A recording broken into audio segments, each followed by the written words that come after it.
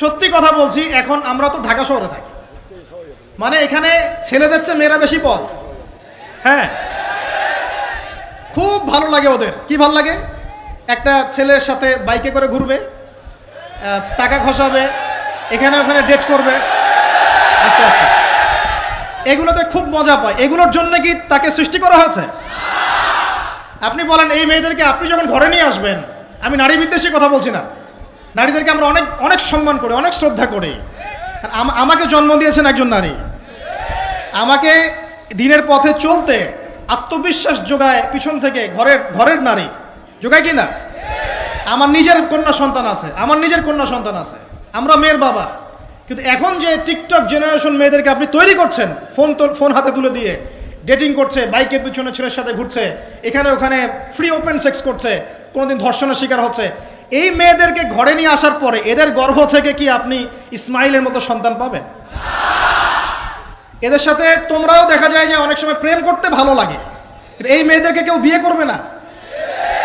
এ ধরনের নারীদের সাথে মানুষ প্রেম করতে মজা পায়, কেউ সম্মান করে বিয়ে করতে চায় না। করলেও দেখবেন 2-1 বছরের মধ্যেই নাই সেই সম্পর্ক, গায়েব। তো অনেক দূর চলে আসলাম, এত দূর আসতে চাইনি, কথার পিঠে চলে আসলো যে সমস্যা হচ্ছে গোড়ায়। যুব সমাজের এখন যে অবস্থা, আপনি সামনে একটা ভয়ঙ্কর বিকলাঙ্গ যুব সমাজ দেখতে পারবেন। মস্তিষ্ক বিকৃত হয়ে গেছে এদের মোবাইল ফোন দিয়ে। মোবাইল ফোন, পর্নোগ্রাফি, মেয়েদের ফিতনা, হারাম অ্যাফেয়ার্স, মাদক, জুয়া, টিকটক, এই করতে করতে এদের মস্তিষ্কর সুস্থতা নষ্ট হয়ে গেছে। আল্লাহর কসম করে বলছি, এরা সুস্থ না। একটা চিত্র খুব কমন দেখতে পারবেন, 10টা-20টা ছেলে গোল হয়ে বসে আছে ফোন নিয়ে, সবার মনোযোগ নিচের দিকে। ওয়ার্ল্ডে কি হচ্ছে, আসমানে কি হচ্ছে, জমিনে কি হচ্ছে, কোথায় মুসলিমদের উপর বোম পড়লো, কোনো ফিকিরই নাই ওর। আপনি মনে করেছেন যে এই যুব সমাজ আগামীতে দেশের হাল ধরবে? আমি হলফ করে বলতে পারি না, কোনোদিন দেশের উপকার করতে পারবে। আপনি নষ্ট করে ফেলছেন যুব সমাজকে, নষ্ট করে ফেলছেন একদম। এদেরকে সুস্থতার দিকে নিয়ে আসতে হলে ইসলামী শিক্ষার কোনো বিকল্প নাই, নামাজের কোনো বিকল্প নাই।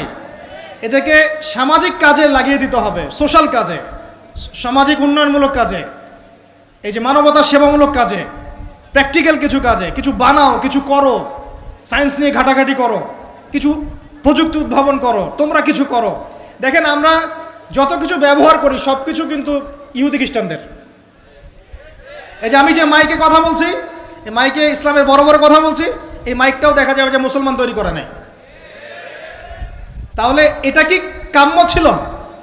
আর এই বিশ্বের যত শিক্ষার বুনিয়াদ, এই বুনিয়াদি শিক্ষা দিয়েছে মুসলিমরা। বিশ্বাস না করলে খালি আপনি 1200 বছর ইতিহাসটা পড়ে দেখেন। ইবনে সিনার নাম শুনেছেন? চিকিৎসা বিজ্ঞান দাঁড়িয়ে আছে ইবনে সিনার উপরে, নাম শুনে নেই?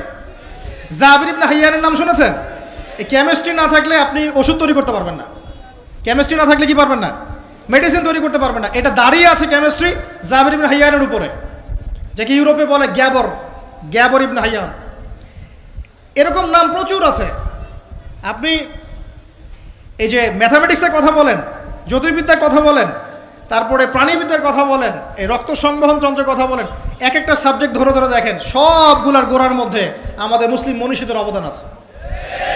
এমনকি এই যে পুরো বিশ্বের যে দর্শনগুলো চলছে, যত দর্শন, ফিলোসফিক্যাল থটস, আমরা ফিলোসফি পড়েছি, এই ফিলোসফিগুলোর গোড়ায় গিয়ে আপনি দেখবেন সব মুসলিম দার্শনিকদের নাম লেখা আছে। আমরা ইমাম গাজালির নাম জানি না, ইবনে রুশদের নাম জানি না। হ্যাঁ, আমরা অনেক কিছুই জানি না। আসলে আমরা শেকড় ভুলে গেছি এখন। বিশ্বাস করেন, আমরা এই যে প্রযুক্তি, মোবাইল ফোন, টিকটক, মেয়েদের পিছনে ঘুরতে ঘুরতে, অ্যাফেয়ার, বাইক চালানো, আমরা আমাদের জীবনের লক্ষ্যই ভুলে গেছি। আল্লাহ পাক আমাদের যুব সমাজকে